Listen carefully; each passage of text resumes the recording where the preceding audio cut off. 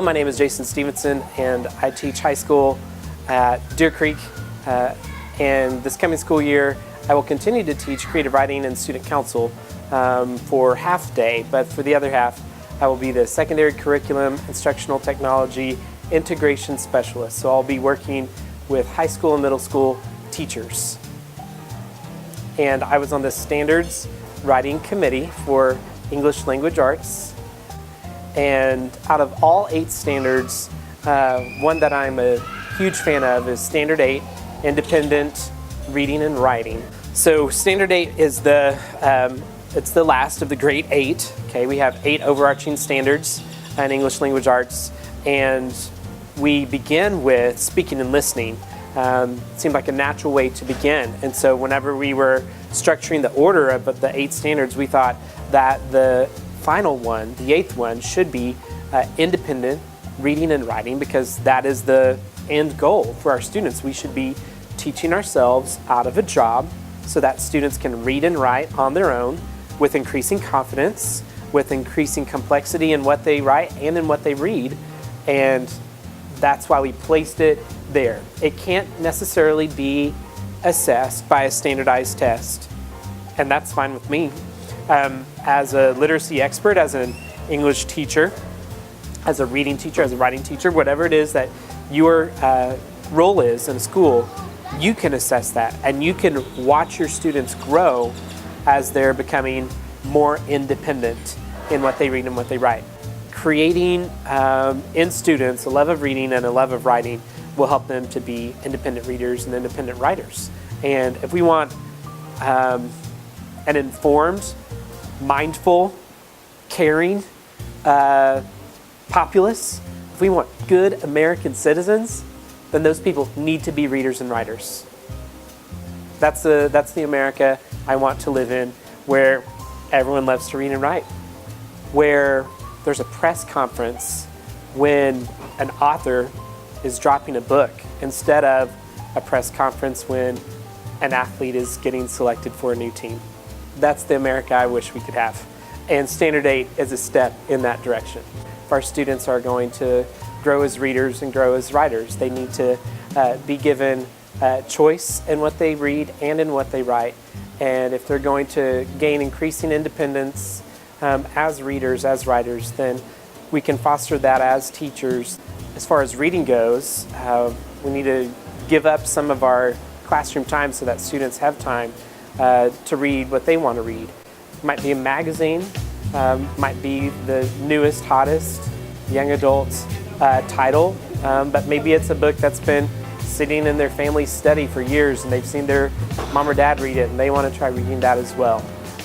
And then when it comes to writing, I worry sometimes about our students being forced to write to only one prompt once in 9 weeks, once a semester, and then that's it for writing. Our students need to be given opportunities for writing on a daily basis.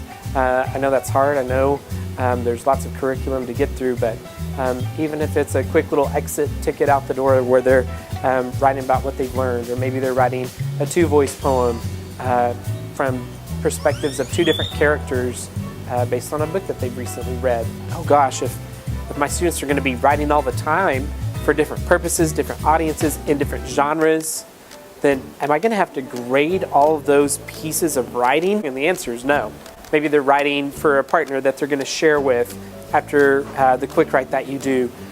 Maybe they're going to share out at the end of the week, and you'll get to hear it then. Or maybe you're just walking around the room checking in, and that's how you see some of the writing that they're doing. Maybe you'll do like some teachers I've heard of who will have students turn in their notebooks, and they've written 10 things in the past 2 weeks, something each class day, and then the student folds down the corner of the page they want feedback on, or they put a star something by the piece of writing that they would like their teacher to see. I think it's scary to focus on independent reading and writing because as a teacher we like to control things, and we want to maybe want to have read every single book that our students have read, because otherwise how can we hold them accountable for what they have read? Maybe they're going to lie to us or try to trick us. But I think we've got to move past that and trust our students and give them class time to read so that they want to read more at home. And they can show us what they've read in any number of ways, whether it's conferring with them one-on-one, talking with them about that, or maybe they want to do some sort of creative writing in response to that. You teachers are smart enough to know how story works, and you can probably piece together some of that plot and some of those characters without having read the book. Give yourself some credit. There are many times when I was able to do that in conversations with my students when they were asking, wow, I didn't know you read this book. How'd you know that?